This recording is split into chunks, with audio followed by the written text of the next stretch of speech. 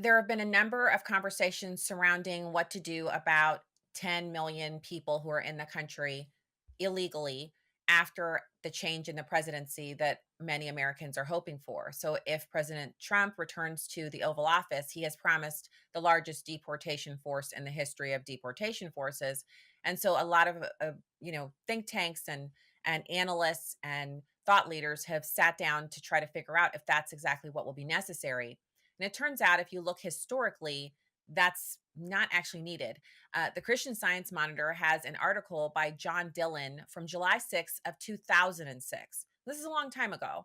And he was talking about then President George W. Bush being actually not the first Republican to face a full blown immigration crisis at the US Mexican border. This article goes all the way back to 53 years ago, then, when newly elected Dwight Eisenhower moved into the White House. It was America's southern frontier. That's what they called it. And it was as porous as a spaghetti sieve.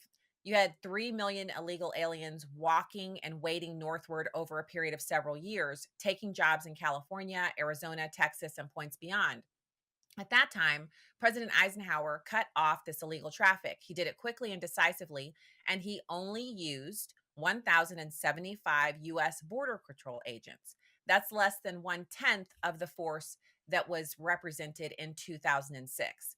So the idea that we need a lot more agents is something that's been discussed by the Biden administration. Karine Jean-Pierre has had her talking points on almost a daily basis. Whenever she's asked about immigration, she points to a lack of Border Patrol agents, which Democrats usually run on and advocate for funding for Border Patrol agents. But then when the funding is given to DHS, they actually use that money on other things. They don't hire new agents. And Border Patrol agents and their union have been complaining about that for decades. So if you look at it, what do we need? What's actually needed here? Is it the largest deportation force? And I'm not here to argue with President Trump about his plans and what he's going to do when he takes office. Perhaps he's thought about this. He had some experts. In fact, Tom Homan is a good friend of our program over at SiriusXM. He comes on frequently to talk about immigration. I've met him before. I know he's very serious about securing the border and making safe and lawful migration into the United States what it used to be during the Trump administration.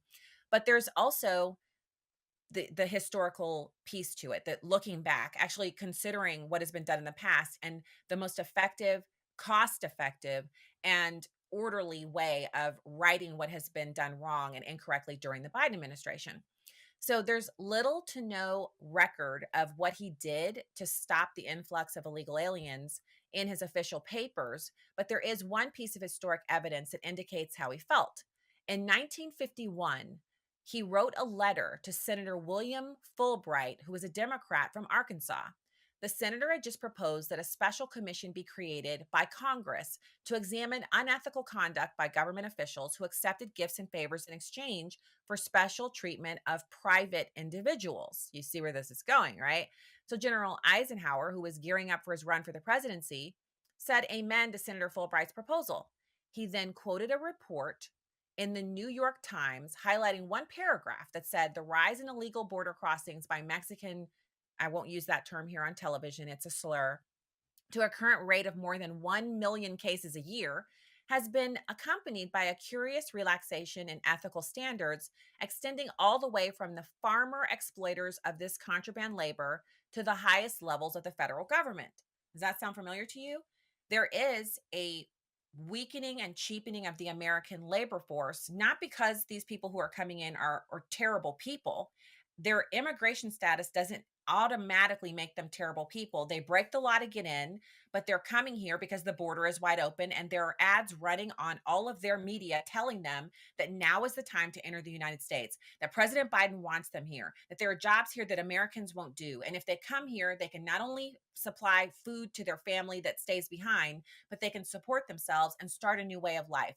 If you're living in a third world country where gangs run everything and there's no real government, and you want to work for a living and actually have a house that has finished floors and air conditioning, you'd be willing to make 1,000-mile journey as well. But they're being lied to. There aren't an abundance of jobs here in the United States that Americans won't do. That's a lie and a marketing tool of the left.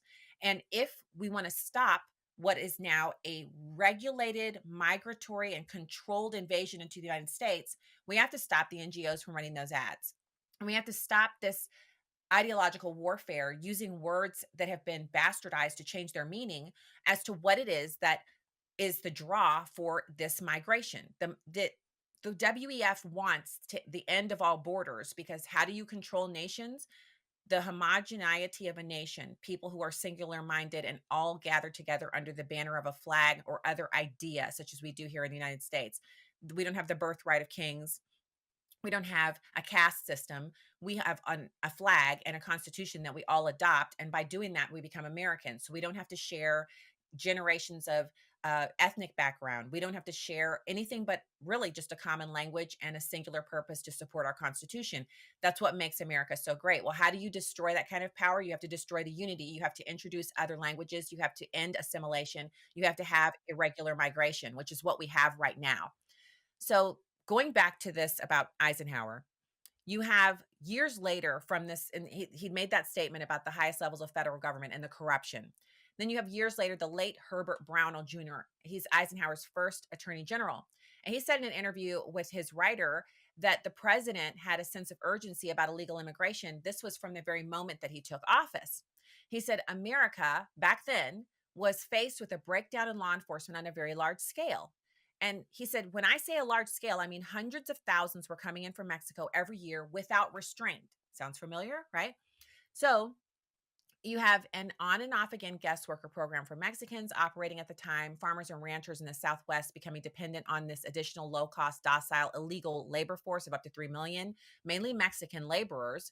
And all of these things work together to make it so that the resistance to illegal immigration was being worn down. What he did was he actually began the deportations. He began to work with the elected officials at the time, influential politicians, then Senator Lyndon B. Johnson of Texas, then Senator Pat McCarran of Nevada. And he worked against the open borders crowd and he worked with those who wanted to actually see regular migration. He began an operation. Again, I won't use this terminology here, it's a slur. And when he began that, 750 agents swept northward through the agricultural areas. They apprehended thousands of migrants a day. Over 50,000 were caught in 2 states. Another 488,000 fearing arrest fled the country. And that's what has to happen again. Thank you so much for actually caring about this issue. I encourage you to talk to your congressmen and your senators about it and make sure they understand you'll be voting on this issue. We'll be back with more Stacey Washington now after this.